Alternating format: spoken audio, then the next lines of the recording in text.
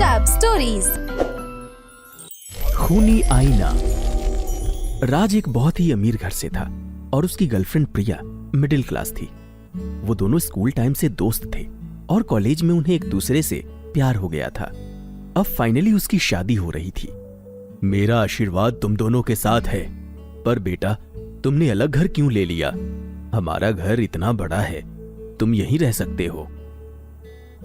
जी पापा, मुझे पता है मैं यहां रह सकता हूं, पर यह हम दोनों का सपना था कि हम अपना एक छोटा सा घर बनाएं, हमारी एक अलग दुनिया हो जिसमें हम दोनों खुशी खुशी साथ रहें। चलो ठीक है, तुम दोनों को जैसा सही लगे, बस तुम दोनों खुश रहो, उससे ज्यादा मुझे क्या चाहिए। पर मैं आपसे एक चीज मांगना चाहता हूं पापा। हाँ बता बेटा, क्या चाहिए? मेरा सब तेरा ही है। मैं दादी से बहुत प्यार करता हूं, पर हमारी शादी से पहले ही वो हमें छोड़कर चली गईं। अब उनका आशीर्वाद तो हमें नहीं मिला, तो क्या मैं उनकी कोई चीज अपने साथ ले जा सकता हूं उनके आशीर्वाद के तौर पे? हाँ क्यों नहीं, यह भी कोई पूछने की बात है। अगर वो जिंदा होती तो तुम्हें कहने की भी जरूरत ना पड़ती और वो अपना सब कुछ तुम्हें दे देती। राज स्टोर रूम में जाता है और वहां रखे अपनी दादी के सारे सामान को देखता है। उसे उनमें से एक फुल साइज एंटिक मिरर पसंद आता है। वाह, क्या मिरर है! आजकल तो वैसे मिरर कहीं देखने को ही नहीं मिलते हैं। एकदम रॉयल फील आ रही है इसको देखकर, यही ले लेता हूं। राज उस एंटिक मिरर को अपने नए घर में ले जाता है और उसे अपने बेडरूम में रख लेता है। आज मैं इतनी खुश हूँ कि बता नहीं सकती। हाँ, खुश तो मैं भी बहुत हूँ। आखिर हमारा सपना जो पूरा हो गया है। हाँ, पर मैं बहुत थक गई हूँ। चलो सोते हैं, बाकी की बातें कल करेंगे। हाँ चलो। किसी को नहीं छोड़ोगी, किसी को नहीं छोड़ोगी। कौन कौन है? कौन बोल रहा है? किसी को नहीं छोड़ोगी, किसी को नहीं छोड़ोगी। राज उठो, देखो ये अजीब सी आवाज कहाँ से आ रही है। अरे सो जाओ और मुझे भी सोने दो। पर सुनो तो, देखो ना ये कौन बोल रहा है।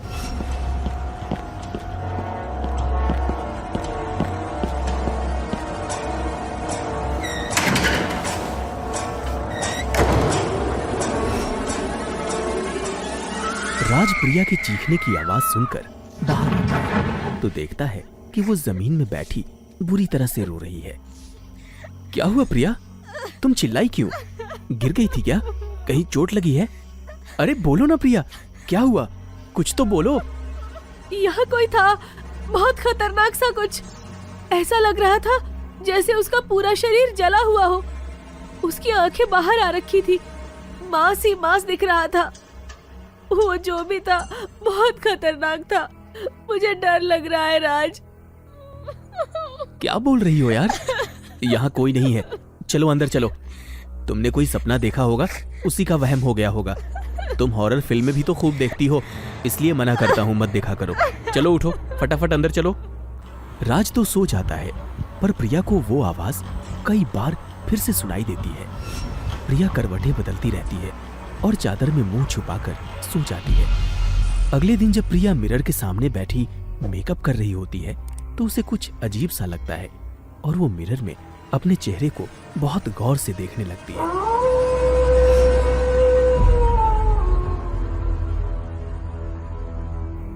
हे भगवान, ये क्या हो रहा है मेरे साथ? इस घर में कुछ है या मेरे दिमाग में? मुझे तो कुछ समझ नहीं आ रहा। राज, हमारे घर में कुछ तो है। तुम फिर शुरू ना हो जाओ। जब से हम लोग शिफ्ट हुए हैं तब से यही कह रही हो।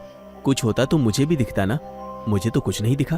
तुम ये हॉरर फिल्में देखना बंद करो और ज्यादा सोचना बंद करो, कुछ नहीं दिखेगा। तुम मेरी बात पर यकीन क्यों नहीं करते? क्योंकि तुम बात ही ऐसी कर रही हो।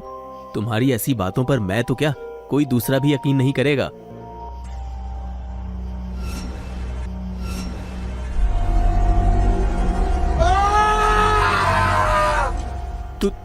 तुम ही हो ना प्रिया? ऑब्वियसली मैं ही हूँ। तुम्हें क्या हो गया अचानक? मुझे ऐसा लगा जैसे तुम्हारी जगह कोई और मतलब एक खतरनाक सी औरत खड़ी है। देखा देखा देखा ना तुमने? मैं यही कह रही थी, अब आखिर तुम्हें भी दिख गई वो। मैं कह रही हूँ इस घर में कुछ है, तुम मेरी बात मानते ही नहीं हो। पर ऐसा कैसे हो सकता है? मुझे कुछ समझ नहीं आ रहा है। हमें ये घर छोड़ देना चाहिए, पक्का इस घर में कोई भूत वूत है। तुम्हें पता है ये घर हमने कितनी मुश्किल से खरीदा है, ऐसे नहीं छोड़ सकते। इसमें मेरी अब तक की सारी कमाई लग गई है। वो लोग बहुत परेशान होते हैं, पर वो ऐसे घर नहीं छोड़ सकते थे। फिर एक दिन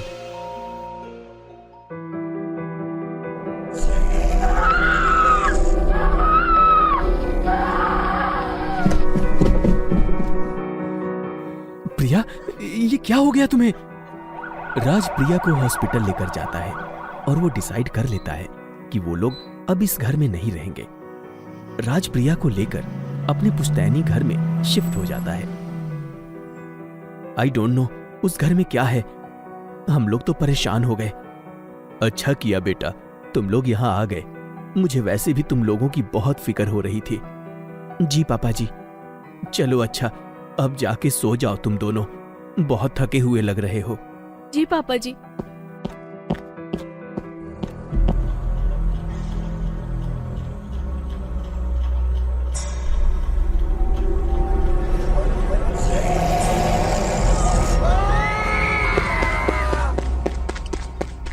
ये क्या हो रहा है?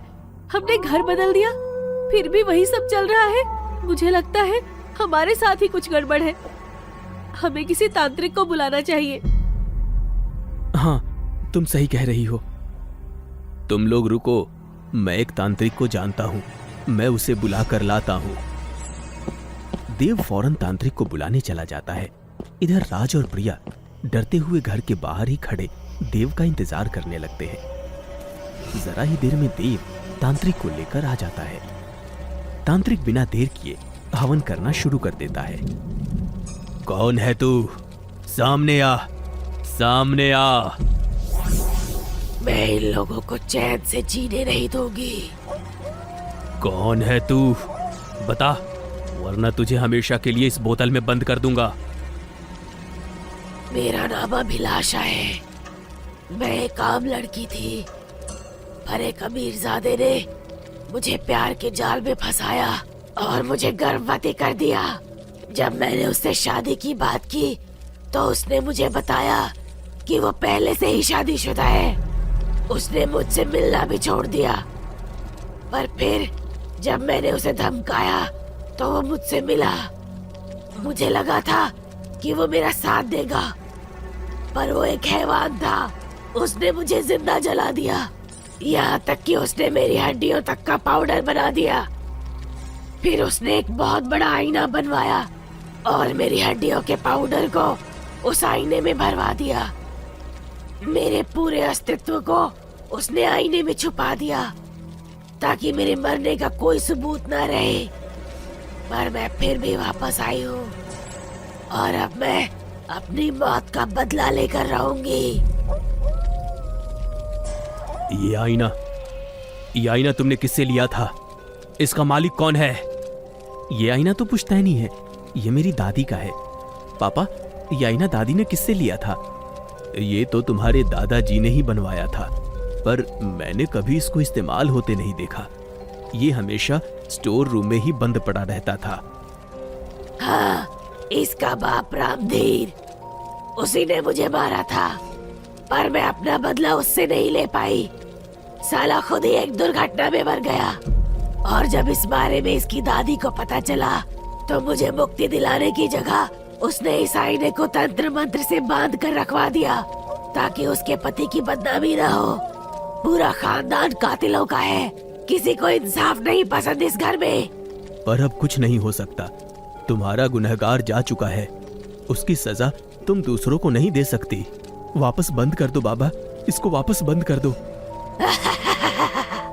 यहाँ कोई न्याय की बात नहीं करता है, तो आखिर वही खून, रंग तो दिखाएगा ही।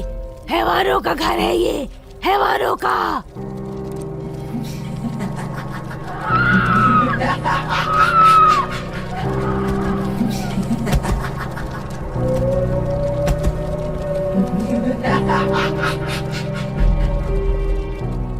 दादा नहीं तो पोता ही सही। मैंने सोचा था कि तेरा जीवन नर्क बनाऊंगी, पर मेरी योजना बिगड़ गई क्योंकि तू तांत्रिक को बुला लाया। तो अब तुझे असली नर्क में ही भेजना पड़ेगा।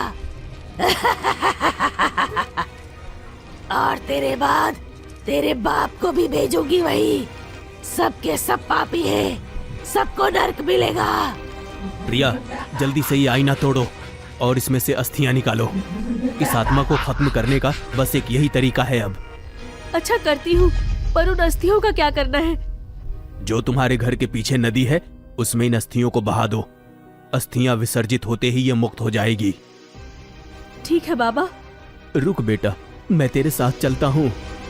प्रिया आईना तोड़कर जैसे ही अस्थियां एक लोटे में भरती है, तभी वो आत्मा राज को छोड़कर प्रिया के पीछे भागती है।